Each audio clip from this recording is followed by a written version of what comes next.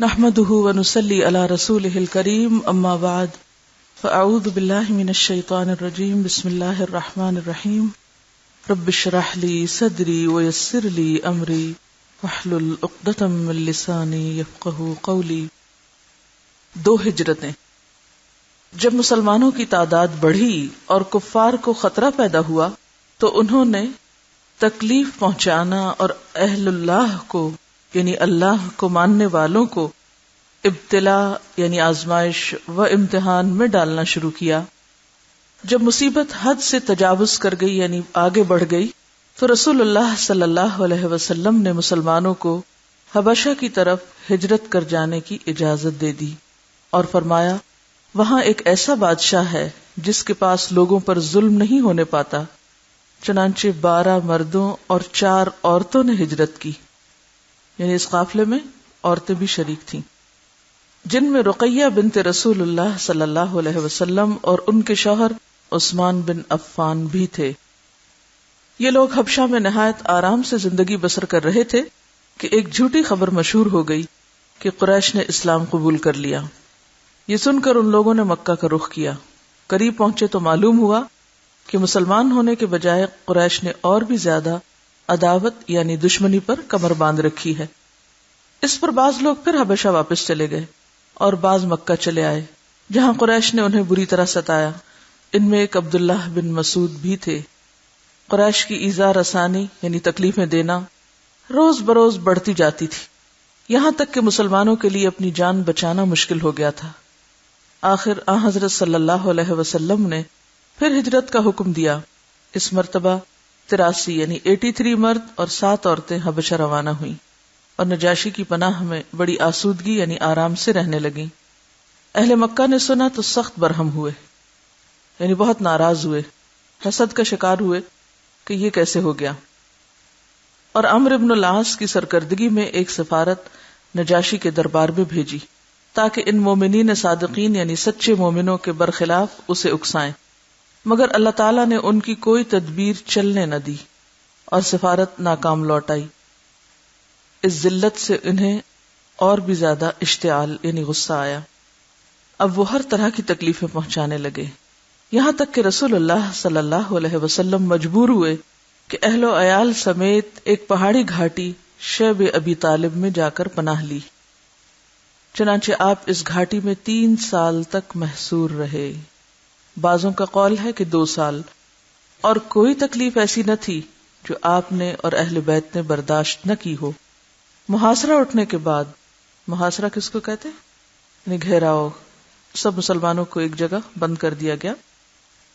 محاصرہ اٹھنے کے وقت سن مبارک یعنی آپ کی عمر مبارک 49 برس تھی، 49 ایئرز کے تھے آپ، اور ایک قول کے مطابق 48 سال۔ اس واقعے کے چند ہی ماہ بعد آپ کے مہربان چچا ابو طالب کا انتقال ہوا، یعنی بیرونی مشکلات ختم ہوئی تو اندرونی طور پر صدموں کا شکار ہوئے۔ پھر حضرت خدیجہ کی وفات واقع ہوئی، اور ان 2 واقعوں کے بعد کفار کے حوصلے اور بھی بڑھ گئے اور انہوں نے دل کھول کے پریشان کیا۔ تنگ آ کر آپ زید بن حارثہ کے ہمراہ طائف تشریف لے گئے، جہاں چند دن قیام رہا اور پیغام حق سنایا۔ وہاں ایک متنفس یعنی ایک شخص نے بھی لبیک نہ کہا، اور اہل مکہ سے زیادہ قسی القلب کہتے ہیں سنگ دل کو، قسوت سنگ دلی کا نام ہے، قسی القلب ثابت ہوئے۔ جب آپ واپس ہو رہے تھے تو طائف والوں نے راستے میں دونوں طرف 2 صفیں اوباشوں کی کھڑی کر رکھی تھی۔ اوباش یعنی آوارہ گرد قسم کے لوگ جو سنگ باری کرتی تھی یعنی پتھر برسا رہے تھے۔ آپ کے پاؤں اس قدر زخمی ہو گئے تھے کہ خون کی نلیاں چلنے لگی تھی، یعنی رگیں پھٹنے سے خون بہہ رہا تھا باقاعدہ۔ راستے میں عداس نصرانی سے ملاقات ہوئی جو مشرف اسلام ہوا، یعنی اس نے آپ کو پہچان کے اسلام قبول کر لیا۔ اس سے کیا پتہ چلتا ہے کہ کوئی بھی کوشش ضائع نہیں جاتی۔ اگر بہت سارے لوگ اس پیغام کو قبول نہ بھی کریں تو بھی اللہ تعالیٰ کسی ایک کے دل میں بھی بات ڈال سکتا ہے، یا کم از کم راستہ تو ہموار ہوتا ہے۔ اس لیے ہمیں ایسی جگہوں پر بھی پیغام پہنچانا چاہیے جہاں ہمیں 1% بھی امید نہ ہو کہ کوئی بات سنے گا۔ اسی سفر میں مقام نخلا پر نصیبین کے 7 جنوں نے آپ سے قرآن سنا. تو اس سے کیا پتہ چلتا ہے کہ اگر انسان نہیں سنیں گے تو بھی اللہ کسی اور مخلوق کو سنوا دے گا. ہمارے ذمہ کیا ہے؟ کوشش. اور اسی سفر میں آپ نے پروردگار سے بسد زاری مناجات کی. مناجات کا کیا معنی ہے؟ دعائیں. کہ اللہم الیک اشکو ضعف قوتی وقلت حیلتی الی آخرہ. یہ دعا ایاک نستعین میں موجود ہے. سیرت ابن ہشام کا ریفرنس ہے اس میں. الہی میں تجھ ہی سے اپنی بے کسی اور بے چارگی کا شکوہ کرتا ہوں. مکہ میں داخلہ مطعم بن عدی کی حمایت میں ہوا، کیونکہ مکہ میں کوئی ایسا شخص رہ نہیں سکتا تھا کہ جو کسی کے ساتھ حلیف نہ ہو یا کسی کی پناہ میں نہ ہو. اس سے پہلے آپ کو کون پناہ دیے ہوئے تھا؟ چچا ابو طالب. جب وہ فوت ہو گئے تو اس کے بعد پھر مطعم بن عدی جو کہ خود ابھی مسلمان نہیں تھا اس نے آپ کو پناہ دی. اس کے بعد معراج ہوئی. پہلے مسجد اقصی پہنچے، پھر عالم بالا کی طرف تشریف لے گئے جہاں رب العزت سے ہم کلامی کا شرف حاصل ہوا اور نمازیں فرض ہوئیں. معراج عمر بھر میں صرف 1 مرتبہ ہوئی. بعضوں کا یہ خیال بھی ہے کہ حالت خواب میں ہوئی تھی. یعنی دونوں اوپینین پائے جاتے ہیں، لیکن راجح کیا ہے کہ عالم بیداری میں فزیکلی آپ صلی اللہ علیہ وسلم معراج پر تشریف لے گئے. اس ساری بات کو پڑھ کے کیا سیکھا آپ نے؟ ان باتوں کے علاوہ جو ابھی ذکر ہوئی. کبھی بھی مایوس کن، تکلیف دہ اور بظاہر ناکامی سے بھرے ہوئے حالات سے بھی انسان کو مایوس نہیں ہونا چاہیے. زندگی میں اپس اینڈ ڈاؤنز ہمیشہ رہتے ہیں. اونچ نیچ زندگی کا ایک حصہ ہے. کسی بھی راستے پہ آپ چلیں تو اس میں اونچ نیچ آتی ہے. تو دین کے راستے میں بھی اونچ نیچ لازمی چیز ہے. اس لیے پریشان نہیں ہونا چاہیے، ہمت نہیں ہارنی چاہیے. اس سارے واقعے میں جو چیز نظر آتی ہے وہ کیا ہے کہ ایک طرف صبر و تحمل ہے اور دوسری طرف مسلسل کوشش. بات یہ ہے کہ ایسے حالات میں بھی ہم اللہ کی طرف رجوع کر سکتے ہیں اور لوگوں کی شکایت اللہ تعالیٰ سے کی جا سکتی ہے. یہاں بھی آپ صلی اللہ علیہ وسلم کیا فرما رہے ہیں؟ اللہم انی اشکو الیک. اور اس میں صرف لوگوں کی نہیں ہے بلکہ اپنی کمزوری کی شکایت ہے کہ اللہ کہ میں کمزور ہوں، میں ان لوگوں کے مقابلے میں بے بس ہو گیا ہوں. اسی طرح ایک اور پیغمبر نے بھی اللہ تعالیٰ سے اپنی حالت کا شکوہ کیا تھا. یعنی اللہ سے شکوہ نہیں تھا، شکوہ خود سے تھا. یہ کتنی بڑی اخلاقی بلندی ہے. آپ صلی اللہ علیہ وسلم وہاں لوگوں کا شکوہ بھی تو کر سکتے تھے نا، لوگوں کی شکایت بھی تو لگا سکتے تھے اللہ تعالیٰ سے. کیا کچھ ان لوگوں نے نہیں کیا تھا. لیکن جب آپ دعا مانگتے تو کیا فرماتے؟ اللہم انی اشکو الیک ضعف قوتی. اللہ مجھے اپنی قوت کی کمی کی شکایت ہے، مجھے خود سے شکایت ہے. کتنا بڑا اعتراف. حضرت یعقوب علیہ السلام جب یوسف علیہ السلام کے غم میں روتے ہیں تو کیا کہتے ہیں؟ انما اشکو بثی وحزنی. میرے اوپر جو کیفیت ہے میں اپنی شکایت اللہ کے سامنے رکھتا ہوں. ہم صرف لوگوں کی شکایتیں کرنا جانتے ہیں، اپنی طرف توجہ نہیں کرتے. بعض اوقات حالات اس لیے بھی مشکل ہوتے ہیں کہ ہم ان سے نہیں نبٹ پا رہے ہوتے. ایسے میں ضرورت کس چیز کی ہوتی ہے کہ ہم اپنے حالات اور اپنی کمزوریوں اور اپنی طرف نظر رکھ کے اپنی قوت کے لیے دعا مانگے یا اپنی کمزوری کی دوری کے لیے دعا مانگے. ہمیں ہمیشہ لوگوں سے شکوہ رہتا ہے، اپنی کوششوں سے نہیں. جتنی بھی تکلیف دہ صورت تھی، خواہ وہ شیب ابی طالب میں، خواہ وہ طائف میں یا پھر مکہ میں، ان تینوں مقامات پر آپ نے مخالفین کو کسی قسم کا کوئی زبانی یا عملی جواب نہیں دیا. اس کا نام کیا ہے؟ صبر. اس کو صبر کہتے ہیں. کوشش نہیں چھوڑی. یعنی صبر کسی عاجزی، درماندگی، بے بسی میں کام چھوڑ بیٹھنا، ہمت ہار بیٹھنا، اس کا نام صبر نہیں ہوتا. صبر مشکلات کے باوجود، مسائل کے باوجود مسلسل کوشش کرتے رہنے کا نام ہے اور خود کو نیگیٹو ری ایکشن سے بچانے کا نام ہے. کوئی منفی کاروائی جواباً نہیں ہوئی، نہ زبان سے، نہ ہاتھ سے، نہ کسی اور طرح. بچاؤ ضرور کیا، اعراض ضرور کیا. بچاؤ کی کیا صورتیں تھیں؟ ہجرت. بچاؤ کی کیا صورت تھی کہ جب شیب ابی طالب میں بھیجے گئے تو وہاں انہوں نے تکلیفیں برداشت کر لی، قناعت کی، وہیں رہ گئے. یہ بھی تو ایک منی ہجرت تھی نا، یہ بھی تو گھر چھوڑنے کی بات تھی نا. اور پھر سب سے بڑی بات یہ کہ ہجرت کر کے جب آپ صلی اللہ علیہ وسلم مدینہ تشریف لے جاتے ہیں، پوری تاریخ کھنگال ماری ہے.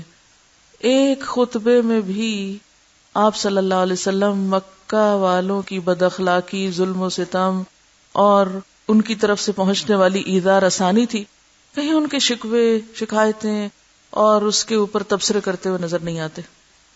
ہمیں اگر زندگی میں کسی انسان کی طرف سے کوئی تکلیف پہنچ جائے، ہم ہر محفل میں اس کو ذکر کرنا ضروری سمجھتے ہیں، فرض سمجھتے ہیں. آپ نے کیوں ایسا نہیں کیا؟ کیونکہ آپ اخلاق کی بلندی پر فائز تھے. جب آپ اپنے منہ سے خراب باتیں نکالنا شروع کرتے ہیں تو اس وقت کیا ہوتا ہے؟ کوئی دوسرا تو بدنام ہوتا ہے یا نہیں، آپ کے اپنے اخلاق کی خوب پہچان ہو جاتی کہ آپ کہاں کھڑے ہیں. آپ خود دوسرے کی نظر میں گرنا شروع ہو جاتے ہیں. تو صبر اس چیز کا نام بھی ہے کہ دوسروں کی طرف سے پیش آنے والی تکلیف دہ باتیں، مشکلات، ان چیزوں سے اعراض کر کے انسان اپنا رستہ الگ کر لے اور ان چیزوں کو forgive and forget. forget بھی صبر کا حصہ ہے. جب ہم کہتے ہیں نا میں بھول ہی نہیں سکتی، پھر واقعی نہیں بھول سکتے. اور جب آپ کہتے ہیں میں بھلا دوں گی، تو بھول جائیں گے. اور اسی میں آپ کی خیر خواہی، اسی میں آپ کی بھلائی. حل یہی ہے کہ آپ وائلنس اور ریئیکشن اور جوابی کارروائیوں اور غیظ و غضب کے اظہار سے بچے بغیر اپنا کام کرتے چلے جائیں. ورنہ اس کانٹوں بھری دنیا میں آپ کام نہیں کر سکتے اگر آپ ہر ایک کی باتوں کے جواب میں الجھ کے رہ جائیں. اب دیکھیں کہ جب بھی انسان کو کوئی تکلیف پہنچتی ہے اور وہ بار بار اس کا تذکرہ کرتا ہے تو پھر کیا ہوتا ہے؟ فزیکلی سوچیے، پریکٹس کیجیے.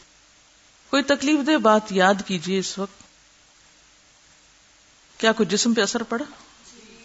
اگر آپ نے یاد کی ہو تو روح پہ، جسم پہ، دماغ پہ، دل پہ، پوری قوت پہ، جو ہمارے اندر قوتیں ہیں سب متاثر ہوتی ہیں. ٹھیک ہے آپ کہیں میرے بس میں ہی نہیں، میں کیا کروں، مجھے بار بار ایسی باتیں یاد آتی ہیں. تو بات یہ کہ آپ نے ان کو حاوی کیا ہوا ہے. بالکل آپ کے بس میں ہے کہ آپ ان باتوں کو نکال کر کوئی اور باتیں لے آئیے وہاں. اپنی زندگی میں اس سے زیادہ کوئی اور چیز اہم کر لیجئے. اصل میں معاملہ ترجیحات کا ہے. جس چیز کو آپ بھلا نہیں پا رہے اس کو آپ نے اپنی زندگی کا نمبر 1 مسئلہ بنایا ہوا تھا یا ترجیح نمبر 1 پہ رکھا ہوا تھا. جب آپ اس سے اوپر کسی اور چیز کو لے آئیں گے، جب آپ کی پرائرٹی کچھ اور ہوگا تو نتیجہ کیا ہوگا؟ پھر آپ کی یادوں میں کیا چیز ہوگی؟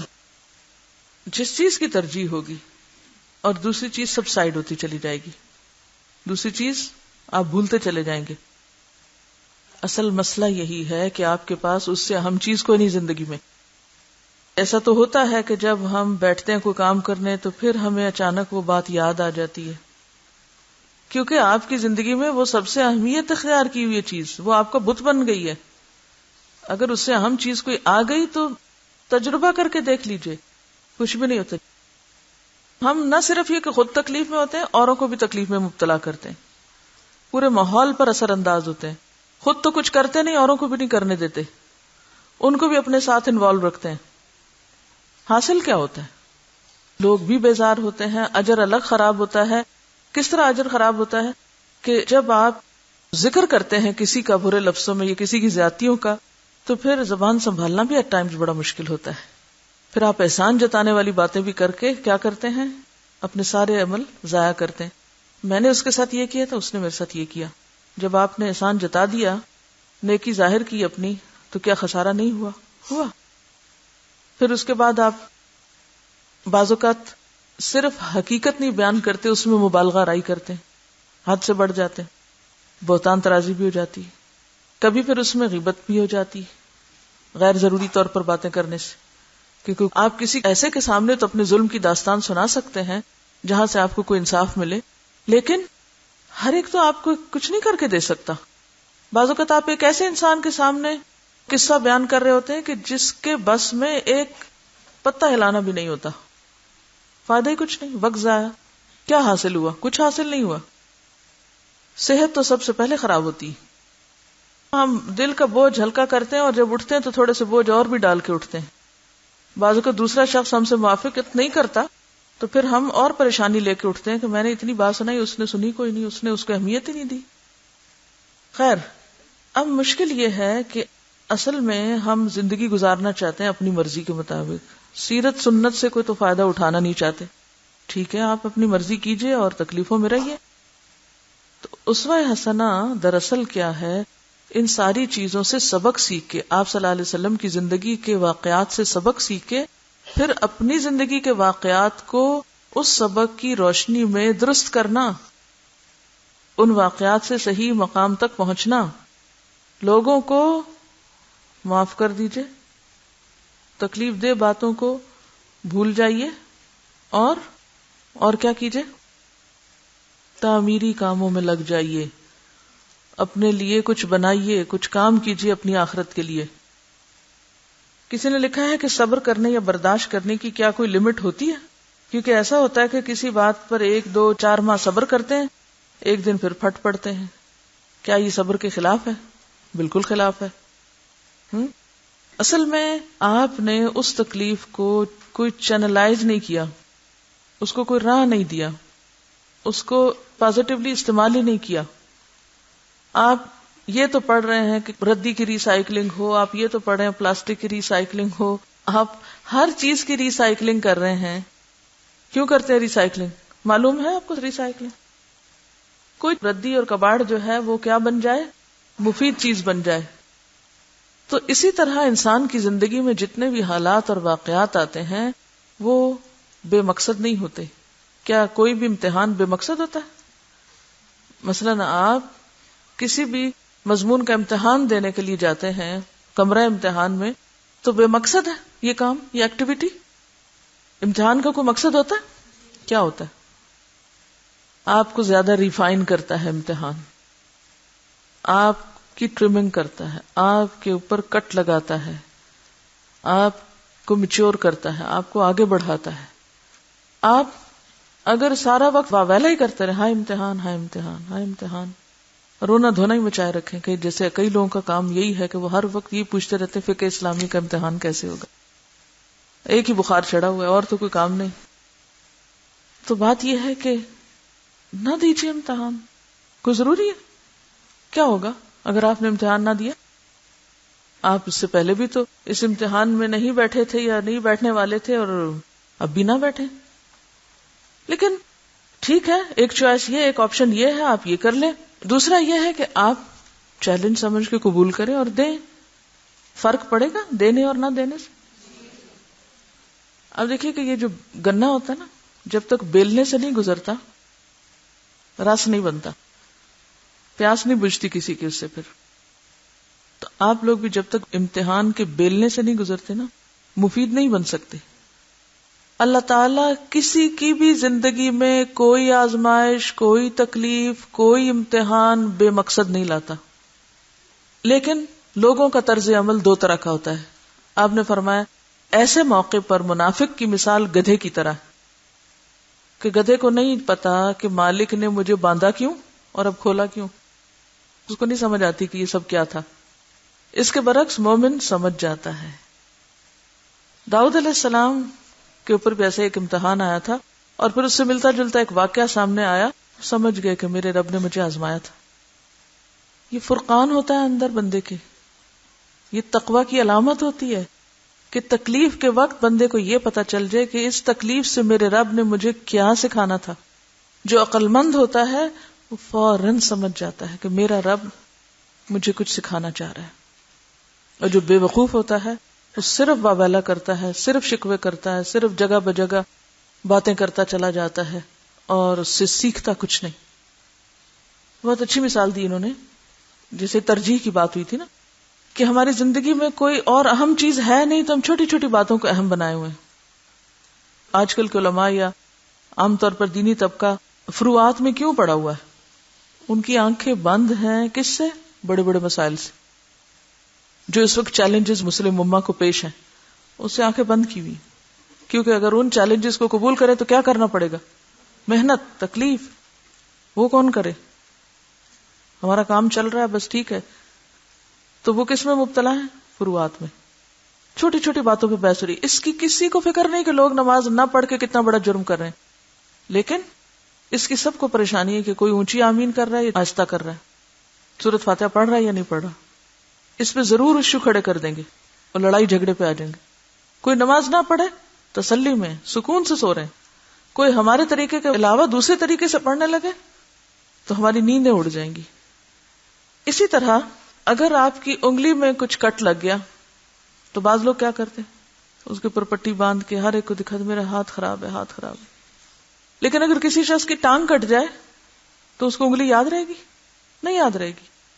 تو جس کو آخرت کا غم لگ جائے اس کے نزدیک دنیا کی چھوٹے چھوٹے نقصان یہ میٹر ہی نہیں کرتے, ان کی اہمیت ہی نہیں. وہ آتے ہیں اور جاتے ہیں اور انسان درگزر کرتا چلا جاتا ہے, اچھا کوئی بات نہیں تو کیا ہوا, اور وہ اپنے کام میں لگ جاتا ہے. پھر تو انہوں نے چونکہ یہ کہا تھا کہ آخر ایک دن پھٹ پڑے تو پھر کیا یہ صبر کے خلاف ہے؟ جی بالکل صبر کے خلاف ہے. آپ پھٹ اس لیے پڑے ہیں کہ آپ نے اس کو اتنا پال لیا, اتنا بڑھا لیا کہ آپ کو پھٹنا پڑا. اگر آپ وقت کے ساتھ ساتھ اسے کم کر دیتے, نچوڑ ڈالتے, تو وہ پھٹنے کی نوبت نہ آتی. کسی نے لکھا ہے کہ صبر اسی وقت آ سکتا ہے جب ہمیں اپنے سٹاپ اور پلے کے بٹن آپریٹ کرنے آ جائے, یعنی خود کو کنٹرول کرنا, اور یعنی کس موقع پہ بولنا ہے اور کس موقع پہ ہمیں اپنے آپ کو بند رکھنا ہے. اشفاق احمد کا نام سب نے سنا ہوگا, تو ایک ٹاک شو میں وہ کہہ رہے تھے کہ صبر صرف اس چیز کا نام نہیں کہ آپ ریڈ لائٹ پہ گاڑی روک لیں, بلکہ یہ بھی صبر ہے کہ اس کے بعد سٹیئرنگ پہ ہاتھ نہ ماریں یا گاڑی کے اندر پڑی ہوئی چیزوں کو نہ پٹخائیں. ہاں, تو بات یہ ہے کہ بعض اوقات ہم بظاہر تو رک جاتے ہیں لیکن اندر سے نہیں رکے ہوتے. یہ جو اندر سے رکنا ہے, اصل میں صبر ہم سمجھتے ہیں کسی بیرونی خول چڑھانے کے نام کو. نہیں, صبر باہر سے نہیں آتا, صبر اندر سے آتا ہے, صبر شعور سے آتا ہے. اس پر یہ کسی نے ایک کمنٹ بھیجا ہے, یہ لکھتے ہیں کہ صبر ایک مثبت رویے کا نام ہے جو دل کی گہرائیوں میں پنپتا ہے, وہ اندر جا کے اس کی کلٹیویشن ہوتی ہے. صبر کا تعلق فرقان سے بھی ہے. ایمان آتے ہی انسان شعوری طور پر جاگ جاتا ہے, پھر اس پہ معرفتوں کے دروازے کھلتے ہیں. ایمان جب دل میں آتا ہے تو انسان کا شعور جاگتا ہے, جب شعور جاگتا ہے تو انسان کے معاملات بدلتے ہیں, انسان کی عملی زندگی میں تبدیلی آتی. تو یہ اپنے والد کی ڈیتھ کے بارے میں لکھتی ہیں کہ ان کے والد کو ڈاکٹرز نے بتا دیا تھا کہ وہ اب کچھ دن سے زیادہ زندہ نہیں رہ سکیں گے. بہرحال یہ کہتی ہیں کہ ان ساری باتوں کے سننے کے باوجود اور یہ جاننے کے باوجود کہ والد کا سایہ چند دن میں سر سے اٹھ جائے گا, یہ کہنے لگی کہ مجھے اللہ کی محبت ہمیشہ دوڑائے رکھتی, یعنی اللہ کے کام میں. جب میں پڑھانے جاتی تو اسٹوڈنٹس کو بالکل پتہ نہ تھا کہ میرے والد کس درجے کے بیمار ہیں, اور پھر میرا مشن یہ تھا کہ بغیر چھٹی کے مجھے کام کرنا ہے. لہٰذا جس دن میرے والد کی ڈیتھ ہوئی اس سے 3 دن پہلے ہاسپٹل میں وہ گئے, اور ان 3 دنوں میں بھی میں نے اپنا کام نہیں چھوڑا, میں اپنا کام کرتی رہی. جس دن ڈیتھ ہوئی فجر سے پہلے فون آیا کہ آخری وقت ہے, آ کر مل لیں. میں نے اپنی بہن سے کہا کہ تم جا کے پڑھانا شروع کرو اور میں والد کو دیکھ کے آتی ہوں. جس حال میں انہیں وہاں دیکھا وہ بھی صبر کے ساتھ, پھر یہ اپنے والد کی عادت کو جاتی ہیں اور وہاں صبر کے ساتھ تلاوت کرتی ہیں, اور پھر بھائی سے کہتی ہیں کہ اب مجھے واپس چھوڑ آئیں کیونکہ مجھے اپنی کلاس کی فکر تھی. اس حال میں واپس آ کر یہ پڑھاتی ہیں, اور شام کی کلاس کے بعد ان کے والد کی ڈیتھ کی خبر آتی ہے. کہتی ہیں کہ وہ چند لمحات تھے جن میں بے صبری بھی ہو سکتی تھی اور صبر بھی. میں نے خبر سنتے ہی وضو کیا, 2 نفل پڑھے اور اللہ تعالیٰ سے کہا میں آپ کے فیصلے پہ راضی ہوں. اس کے بعد یوں لگا جیسے کسی نے اندر کچھ بھر دیا ہو. اگلے دن جنازہ تھا, والد صاحب کو غسل دیا جا رہا تھا, پھر صبر کا امتحان تھا. سب نے کہا کافی لوگ آئے ہوئے ہیں, انہیں خیر سے محروم نہ رکھا جائے, کچھ بتا دیا جائے. یہ وقت بڑا صبر آزما تھا, اللہ نے ایسی طاقت دی, پھر خیر بانٹنے کا موقع مل گیا. یوں لگ رہا تھا کہ صبر دل میں ٹھہر کر وسعت دیتا جا رہا ہے, یعنی صبر دل میں آ کے وسعت دیے چلے جا رہا ہے. یہ اتوار کا دن تھا. پیر کے دن میں صبح ٹھیک 7:30 بجے کلاس میں آ گئی.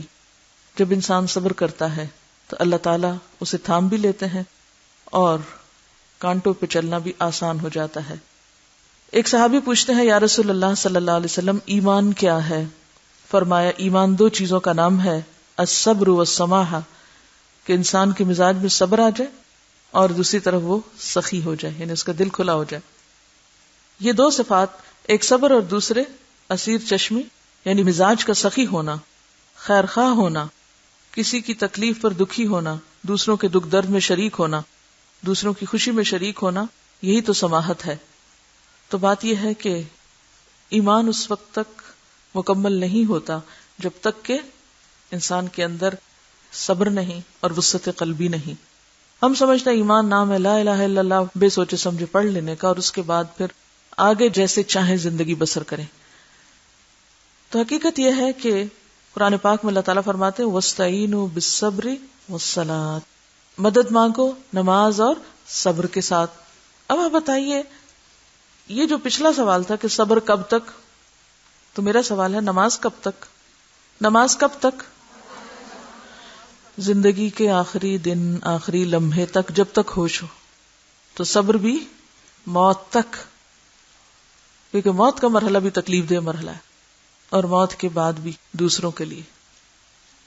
صبر آتا ہے دوسروں کو معاف کرنے سے، معاف نہیں کریں گے تو صبر نہیں آ سکتا۔ امام حسن کے بارے میں آتا ہے کہ ان کو کسی نے گالی دی، انہوں نے گالی کے جواب میں سر پہ جو چادر تھی وہ اتار کر اس کو دے دی۔ یہ ہے معاف کرنا، یہ ہے بھلا دینا، یہ ہے دل کا بڑا ہونا۔ اور پھر اس میں آپ دیکھیے کہ عام طور پر صبر ہم کیوں نہیں کرتے؟ اس وقت جب ہمیں ہمارا کوئی حق نہیں دیتا، ہم سوچتے ہیں کہ ہمارے ساتھ زیادتی ہو رہی ہے، دوسرے کا فرض بنتا تھا کہ وہ یہاں پر یہ اور یہ کرے۔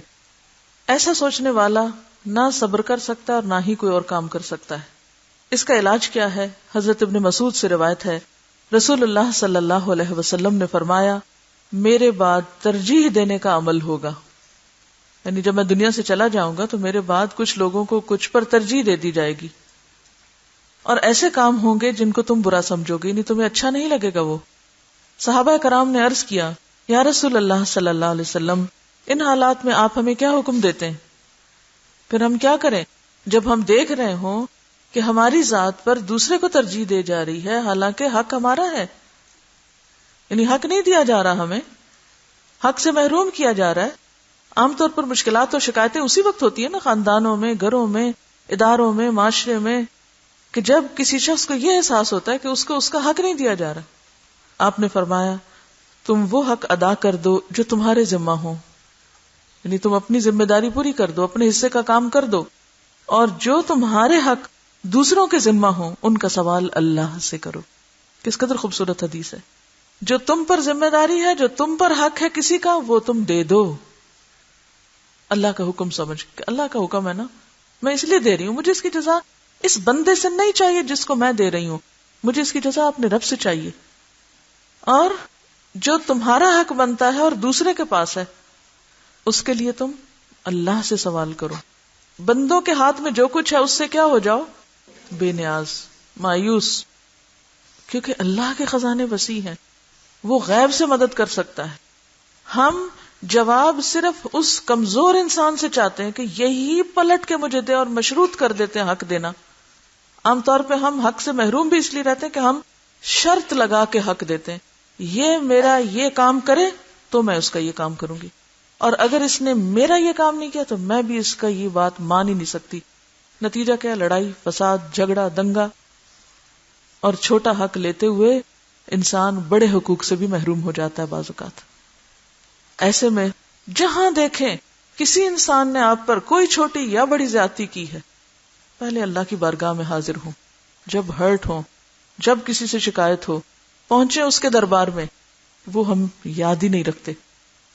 اس ایک اصول کو بھی اگر ہم یاد رکھیں نا، وَاسْتَعِینُوا بِالصَّبْرِ وَالصَّلَاةِ، ایک طرف خود کو تھام لیں، جوابی کاروائی نہیں کریں، اور دوسری طرف پہنچے اللہ تعالیٰ کے پاس، ہلائیں اس دربار کو۔ آپ کو پتا ہے کہ مظلوم کی دعا کہاں تک جاتی ہے؟ عرش الہی تک جاتی ہے، قبول ہوتی ہے، جب تک بندے کے ہونٹ اللہ کی یاد میں ہلتے رہتے، اللہ کی مدد اس کے ساتھ ہوتی ہے۔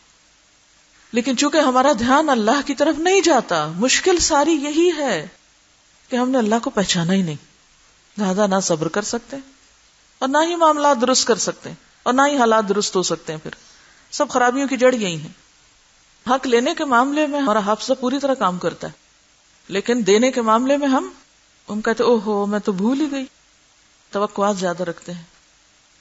پھر صبر کا تعلق صرف اس بات سے نہیں ہوتا کہ ہم غم پر، شکایت پر، مصیبت پر روئیں دھوئیں نہیں یا صبر کر لیں. یہ نہیں ہے صرف. کسی بھی موقع پر مثلا حالات تنگ ہیں، ہمارے رزق میں وہ وسعت نہیں جو ہم چاہتے ہیں، یا ہماری ضروریات پوری نہیں ہوتی، یعنی رزق کمانے کے معاملے میں یا کسی بھی سلسلے میں عموماً ہم جلد مایوس ہو جاتے ہیں، پریشان ہوتے ہیں اور غلط راستے اختیار کرنے لگتے ہیں. تو صبر جو ہے وہ ہر معاملے میں، حتیٰ کہ خوشی کے معاملے میں بھی صبر ہے کہ انسان خوشی میں آپے سے باہر نہ ہو، اللہ کی حدیں نہ پار کرے.